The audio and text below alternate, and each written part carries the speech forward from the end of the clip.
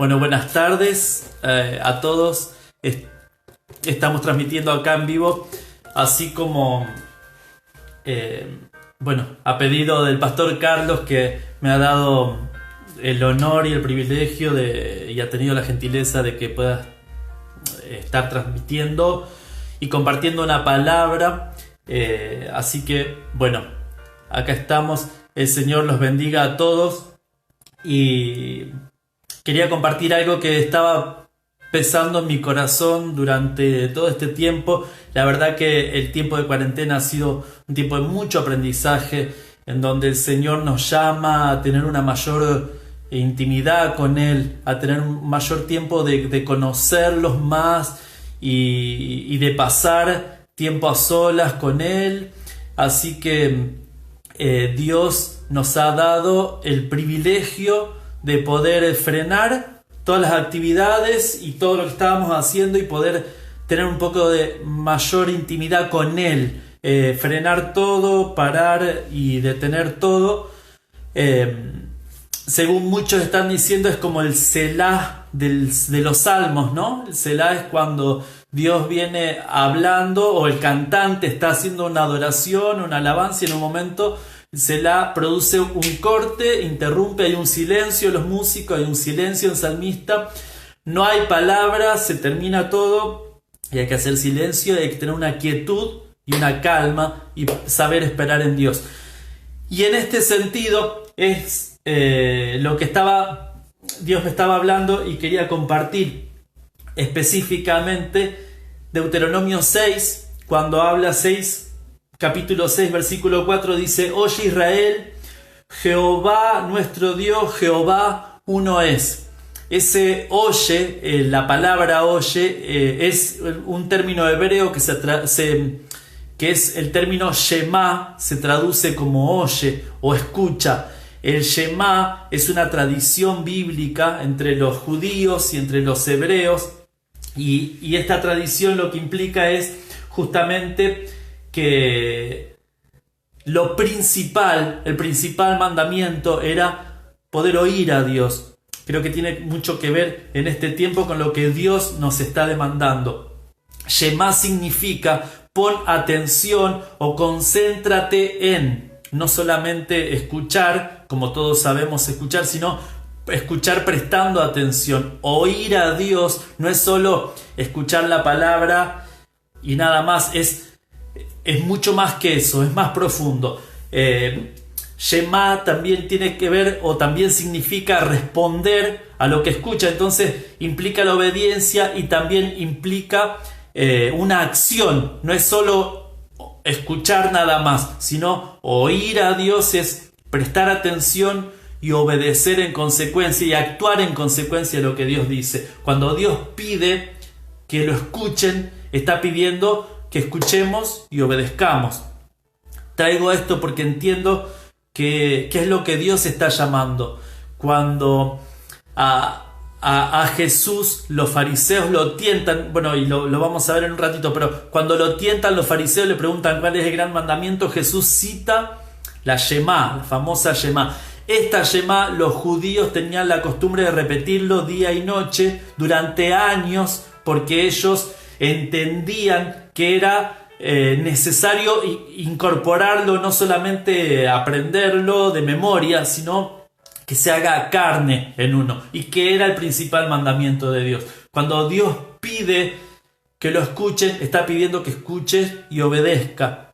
Escuchar a Dios es mucho más importante que cualquier actividad o cualquier otra cosa que uno pueda hacer. O sea, yo puedo estar haciendo miles de cosas para Dios, pero puedo estar haciendo cosas que Dios no me pidió que haga. Entonces, en este tiempo de frenar, de cortar actividad, es tiempo de tener intimidad con Dios para poder Shema, para poder oír y conocer, o poder oír la voz de Dios y poder saber qué es lo que tengo que hacer. Entonces, escuchar y hacer en la cultura hebrea son dos caras de una misma moneda. Uno no puede escuchar solamente sin actuar en consecuencia.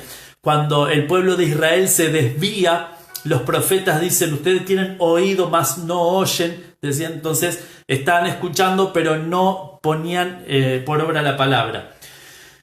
Para la Biblia, escuchar significa respetar al que está hablando y hacer lo que esta persona dice. Y escuchar verdaderamente requiere un esfuerzo, no solamente de prestar atención, sino también de actuar en consecuencia.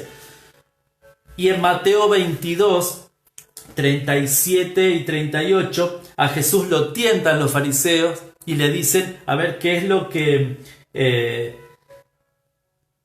tenían que hacer o cuál era el principal mandamiento? Y en el 37 Jesús dice, amarás al Señor con todo tu corazón, con toda tu alma y con toda tu mente. Cita Deuteronomio 6:5.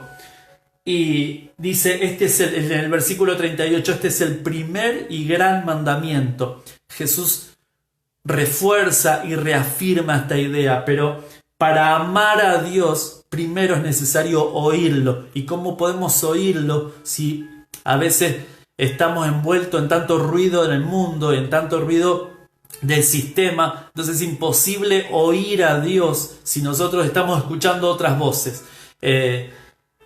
Por eso es tiempo de cortar, terminar cosas que a lo mejor no eran lo que Dios nos había mandado hacer, y es un tiempo de reestructuración, ¿no? Nosotros estamos también pasando un tiempo de reinicio, le llamamos nosotros, es cuando reiniciás la computadora, cortás todo, desinstalás todo, volvés todo de cero. Bueno, a veces hay cosas que demandan urgentemente terminar con eso para poder ir hacia donde Dios quiere que nosotros vayamos. Y Dios no puede hacer conmigo lo que Dios planificó hacer si yo antes no tengo un freno o no quito las cosas que Dios no me dio o que Dios no me mandó a hacer. Entonces, este tiempo fue esencial para mí y para muchas personas, porque es un tiempo en donde tuvimos que redescubrir a Dios, que dejar y abandonar cosas que estábamos haciendo y que no tenían nada que ver con la voluntad de Dios, que no había sido puesta por Dios. Pero es un tiempo en donde la intimidad empezó a ser mucho más real, la oración de madrugada era más fuerte, la intercesión ya no tenía tanto obstáculo, y el oír a Dios, la voz de Dios empezó a ser mucho más clara para oírla, mucho más audible. Y entonces esto es lo que Dios nos estaba llevando, o nos está llevando a muchos: oír a Dios como primera medida antes de hacer cualquier cosa, y oír a Dios antes de tomar cualquier decisión. A veces, pensando en que las cosas que hacemos son correctas, o por inercia creemos que es lo correcto, y nos olvidamos de consultar a Dios, cuando en realidad el primer pecado fue la desobediencia o la independencia, no consultarlo, no hablarlo con Dios primero, y sobre todo no oír lo que Dios tiene para mí, para este tiempo, y lo que Dios está demandando. Es mucho mejor estar en el centro de la voluntad de Dios, sin nada, con las manos vacías, que estar llenos de cosas, actividades o no sé, o logros o éxitos en términos terrenales o mundanos, pero que no sea lo que Dios me pidió. Así que te invito que en este tiempo puedas tener ese tiempo de intimidad, de ir a lo secreto, de ir a la intimidad, de tener intimidad con el Padre, de poder empezar a sentirte amado por Dios como nunca antes te habías sentido, que puedas experimentar no solamente lo que está escrito, no solamente lo que se predica y lo que se habla, sino que ese amor empieza a traspasar tu carne, tu piel, que ya empieza a hacerse carne y se empieza a hacer uno con tu espíritu, que vos ya puedas tener otro tipo de relación con Dios, que sea lo principal, que sea lo primordial, que sea prioritario en tu vida. Entonces todo lo demás va a venir como consecuencia. Escuchaba algo muy interesante sobre Noé, que cuando Dios llama a Noé a construir el arca, Noé tiene que dejar su terreno, sus animales, o sea, si bien carga animales en el arca, pero Noé a lo mejor tenía, qué sé yo, ovejas, vacas, no sé, bueyes, algo. Tiene que dejar todo eso, tiene que dejar su terreno, tiene que dejar su casa para algo que era incierto, pero cuando Noé entra en el arca, abandona todo lo que él tenía, pero cuando Noé sale del arca, era dueño de todo el mundo, ¿no? Porque toda la tierra estaba a su disposición. Podía instalarse donde él quería, elegir el lugar, podía hacer lo que quiera, todo era de él y de su familia. Así que cuando Dios nos pide renunciar a algo, en realidad nunca vamos a salir perdiendo, y no estoy hablando en términos materiales, que si bien es cierto y es importante, pero más allá de eso, a veces nos olvidamos de algo que se llama las recompensas eternas. Jesucristo dijo: haced tesoro en el cielo, donde la polilla ni el orín corrompen. No hagas tesoro en la tierra, haced tesoro en el cielo, porque donde está tu tesoro, allí estará tu corazón.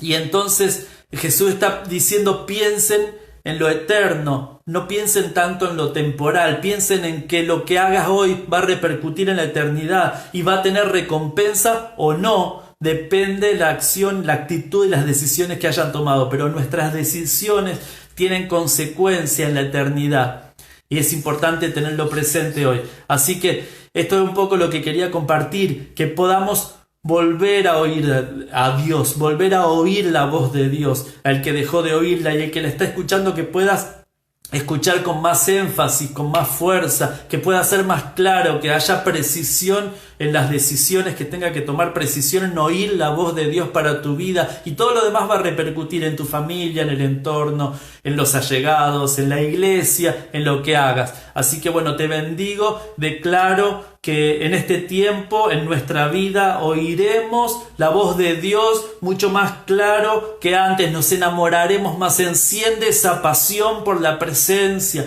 se termina todo lo que ya no daba fruto, todo lo que hacíamos que tal vez fue para un tiempo o tal vez no había sido de parte del Señor, y se empieza a encender esa pasión por el fuego, por el altar, por enamorarnos más de Dios. La palabra de Dios dice que en los últimos tiempos, y muchos teólogos coinciden que estamos en los últimos tiempos, pero la palabra dice que en los últimos tiempos el amor de muchos se enfriará, pero no dice el amor de todos, de muchos. O sea, nosotros no somos parte de esos que se van a enfriar, sino que nuestro amor por Dios va a ir en aumento, y así lo creemos en el nombre de Jesús. Declaramos, Señor, que el amor de muchos se podrá enfriar, pero nuestro amor por ti va a crecer, va a ir en aumento. Seremos apasionados por tu presencia. Te amamos, Señor. Destapa nuestros oídos para oír tu voz, que nuestra prioridad seas vos, lo primero del día, lo más importante del día siempre seas vos. En el nombre de Jesús. En el nombre de Jesús, destapa nuestros oídos, Señor, para oírte a ti, de cada una de las personas que está viendo este video. En el nombre de Jesús. Gracias, Señor. Te amamos a ti, amamos tu presencia, Señor, y queremos poder llegar a ser obedientes a todo lo que nos estás diciendo en este tiempo. Padre, en el nombre de Jesús. Amén. Bueno, te bendigo, muchas gracias por compartir este tiempo y por poder compartir y escuchar esta transmisión. Y bueno, nuevamente agradezco al pastor Carlos Campos Guzmán, que me ha cedido y me ha invitado. También muchas gracias a Pablo Mazur, al pastor Pablo, que también me ha invitado y estamos en contacto. Y bueno, y antes que nada, antes de cerrar, quería comentar brevemente que bueno, estamos escribiendo un libro con el pastor Alberto Sabazzini, con el doctor Elías Badalasi, la doctora Elizabeth Márquez, entre los cuatro, sobre el aborto. Bueno, y estamos trabajando en esto, así que quería anunciarlo porque así lo empezamos a difundir un poco. Espero que tengas expectativa también en esto. Muchísimas gracias por todo, un abrazo grande, te bendigo en el nombre de Jesús.